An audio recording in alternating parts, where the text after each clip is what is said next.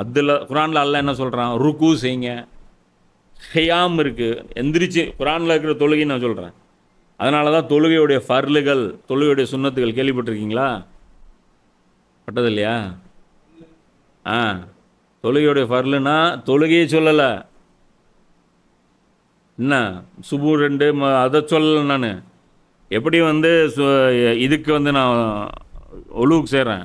ஒழுவில் எடுத்தோன்னே என்ன செய்யணும்? முகத்தை கழுவணும், அதுக்கப்புறம் கையை கழுவணும், மசாஜ் செய்யணும், கால் கழுவணும். 4 விஷயந்தான்.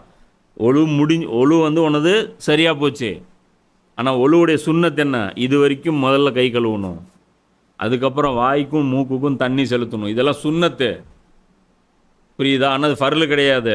ஒருத்தன் போனான், டைரெக்டாக மூஞ்சியை கழுவிட்டான், கை கழுவிட்டான், மசாஜ் செஞ்சான், காலை கழுவுனான், முடிஞ்சது, அவன் ஒழு கரெக்டு. ஏன்? அல்லாஹ் ஒழுவுனா இவ்வளோ தான் குரானில் சொல்லிட்டான். 3 விஷயம் விட்டால் பிரச்சனை இல்லைன்னு அர்த்தம். ஆனால் விட மாட்டோம், ஏன்னா ரசூலுல்லாஹ்வுடைய சுன்னத்து, கண்டிப்பாக விட மாட்டோம். அதே மாதிரி தொழுகையுடைய ஃபர்ல் இருக்குது. தொழுகையில் கியாம் இருக்கணும், நிற்கணும். அல்லாஹ் சொல்கிறான், இரவில் எழுந்து நிற்பீராக. அப்போ நிற்கிறது இருக்கணும். ருக்கு செய்வருடன் ருக்கு செய்வீராக, அவர் ருக்கு இருக்கணும். சஜ்தா செய்வருடன் சஜ்தா செய்வீராக, சஜ்தா இருக்கணும். புரியுதா? அத்தையாத்து இருக்கணும். புரியுதா? 4 விஷயந்தான், அவ்வளோதான் ஃபர்ல. மீதி எல்லாம் சுன்னத் தான். நீ வந்து தக்பீர் கட்ட சொல்லி எல்லாம் சொல்லலை, உன் இஷ்டம். இங்கே கூட கட்டலாம், இங்கே கூட கட்டலாம். நீ என்ன ரசூலா பார்த்துட்டா தொழுதுட்டுருக்குற? ரசூலா சஹாபாக்கள் வந்து கரெக்டாக தொழுதாங்க. ஆமாம், ரசூலா பார்த்தேன், கரெக்டாக தொழுதாங்க. இங்கே ஃபோட்டோஸ் கொடுங்க, ஸ்டெப் பை ஸ்டெப் இப்படி இப்படி பண்ணாங்கன்ட்டு தொழுதுக்கிறோம். மக்காவாசிகள், முஹாஜிர்களே ஒரு கருத்தில் தொழுவல. நபி ஸல்லல்லாஹு அலைஹி வஸல்லம் அவர்களே, இதுலேருந்து என்ன புரியுது? ரசூல்லா ஒரே மாதிரி தொழவில்லை. ஏன் தொழலை? மாற்றி மாற்றி தொழுதுருக்காங்க. சில ஹதீஸில் ரசூல்லா கட்டியிருக்காங்க இப்படி, சில ஹதீஸில் கட்டவே இல்லை. இதெல்லாம் ஹதீஸ் இருக்குது. இன்ஷா அல்லாஹ் ஒரு நாளைக்கு தொழுகை முறை அப்படின்னு சொல்லி ஒரு வீடியோ போடுவோம். இவங்க வண்டவாளத்தில் தண்டவாளம் ஏற்றுவோம், அப்போ புரியும். புரியுதா?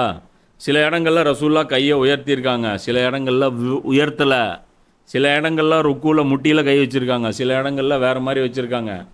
அதனால் முஹாஜிர்கள் இருக்காங்க பாரு, பேட்சு, அவங்க ரசூலாவுக்கு எவ்வளோ நெருக்கமானவங்க, எவ்வளோ க்ளோஸு.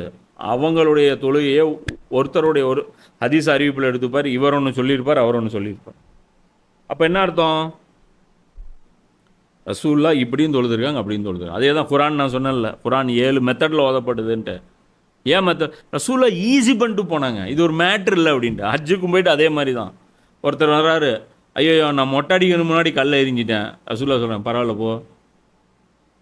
இன்னொருத்தர் வரேன், நான் கல் எறிஞ்சிட்டு இது பண்ணிட்டேன், ஏறாம் கழட்டிட்டேன், நான் இதை பண்ணேன், நான் அதை பண்ணேன். எதுக்கும் பரிகாரம் சொல்லலை ரசூல்லா.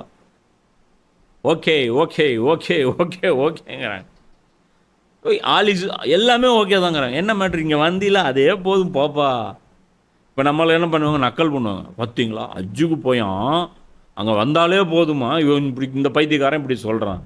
நான் சொல்கிற ஹிக்மத் உங்களுக்கு புரியாது. புரிஞ்சிருச்சுன்னா தான் உருப்பிட்டுருவீங்களே என்ன?